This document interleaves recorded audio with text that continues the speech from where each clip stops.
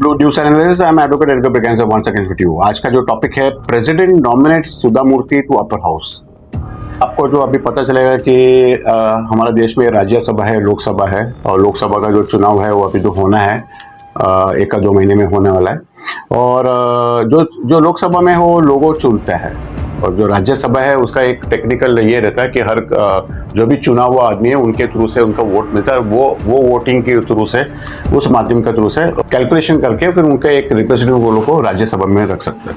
हर political party का जितना जो उसका स्ट्रेंथ जो है लोकसभा में, उस बेसिस के ऊपर राज्यसभा के अंदर नॉमिनेट होकर आता है। बट इसके अंदर एक ये है कि भाई उसके नॉमिनेशन एक रहता है जो राष्ट्रपति के रहता है, उसके पास 12 लोग रहते हैं जो उसके लिए उसका इलेक्शन करके ये इस प्रोसेस के थ्रू से आने की जरूरत नहीं है, तो राष्ट्रपति डायरेक्ट ले सकते हैं।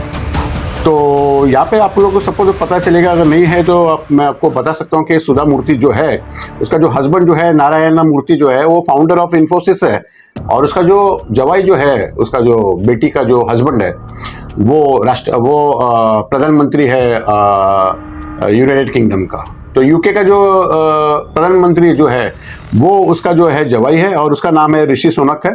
और एक साइड पे की फैमिली में 2 पावरफुल पोस्ट के ऊपर वो लोग आ गए।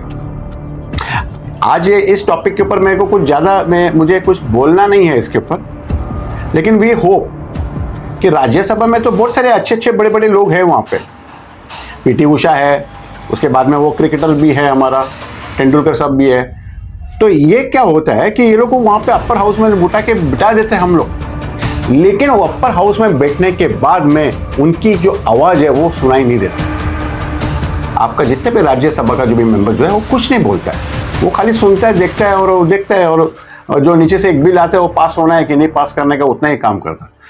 आपने बोला है कि भाई राज्यसभा के अंदर वो आदमी लोग आता है जो एक्सपर्टिस्ट लोग होता है, और आज खास करके ये जो 12 जो आदमी जो डायरेक्ट राष्ट्रपति से जो आता है, वो जो भी है उनके पास कुछ ना कुछ खास टैलेंट होना चाहिए, बहुत सारा कुछ टैलेंट होने चाहिए। उन टैलेंट के ऊपर जो अपना देश को फायदा हो जाएगा वो उन लोगों को ये पोस्ट दिया जाएगा। एक चीज आप लोगों को ध्यान देना चाहिए कि Rajya Sabha is not a place for ornament.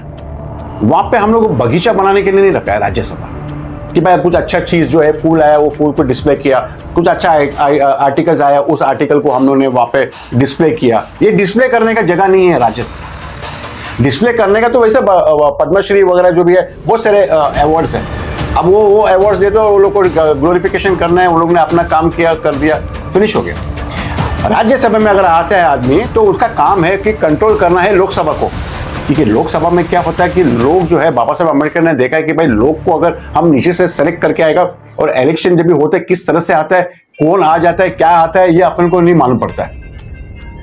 Okay, तो इसके लिए ये है कि इसके लिए हमारा ये कहना है कि जस्ट बिकॉज कोई इन्फ्लुएंशियल आदमी है, अब इन्फ्लुएंशियल आदमी को आप उधर रख के कुछ मतलब नहीं है।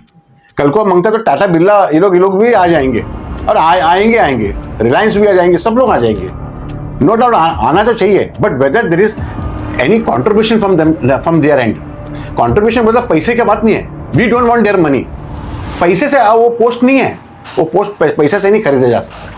आपका इनपुट क्या है, आप देश के लिए क्या कर सकता है, वो इंपॉर्टेंट है, और आपकी आवाज सुनना चाहिए हम लोगों के तक। अगर आपका आवाज नहीं जाएगा तो फिर आप वो सीट में बैठ के आप जस्टिस नहीं कर रहे। आपको जस्टिस करना पड़ेगा उस सीट में जहाँ आपको चुन के आए, जहाँ पे अगर नॉमिनेट हो गया तो नॉमिनेट हो गया, चाहे राज्यसभा से आया राज्यसभा आया। आपको याद रखने की वो जो सीट जो है बहुत इंपॉर्टेंट सीट्स है।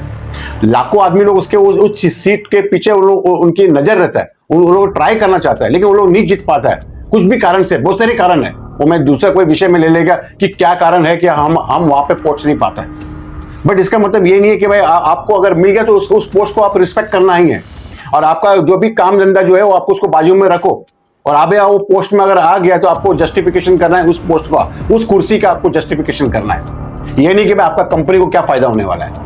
अब कंपनी अच्छी से चलता है कोई बात नहीं, काफी लोगों को आपने नौकरी भी दिया, हम तो चाहते हैं कि और भी लोगों को नौकरी दिलवा दें। बट जब आप वो राज्यसभा का पोस्ट पर अगर आ जाता है, आपका एक्सपर्टीज चाहिए हमारे को, और उस एक्सपर्टीज के थ्रू से हमारा देश को फायदा होना चाहिए। अगर हमारा देश को फायदा है तो ऐसे आदमी लोग को आप लेके आओ राज्यसभा में, अगर नहीं है तो मत लेके आना। डोंट वेस्ट आवर मनी, क्योंकि उनको भी पैसा, उनको भी पालने के लिए हमारा सिटीजन का पैसा चाहता है।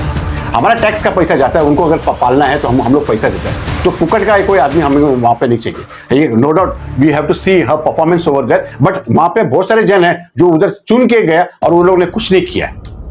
और मैं नाम नहीं लेना चाहता किसी का, आप भी आप पढ़ सकता है कि भाई राज्यसभा का मेंबर है, गया 5 साल का नंबर, 6 साल का जो लोग इलेक्टर, 6 साल का वो लोग का पीछे का आप ट्रैक रिकॉर्ड देखो और देखो कि कितना जन ने आवाज उठाया पार्लियामेंट में। पार्लियामेंट में कोई किसी को आवाज उठाने को दिया नहीं जाता है, क्योंकि ये वो क्लब हो जाता है, एक ही आदमी डिसाइड करता है कि क्या आवाज किसका चलना चाहिए या किसका नहीं चाहिए। तो ये चीज जो है बंद करना चाहिए। Thank you very much.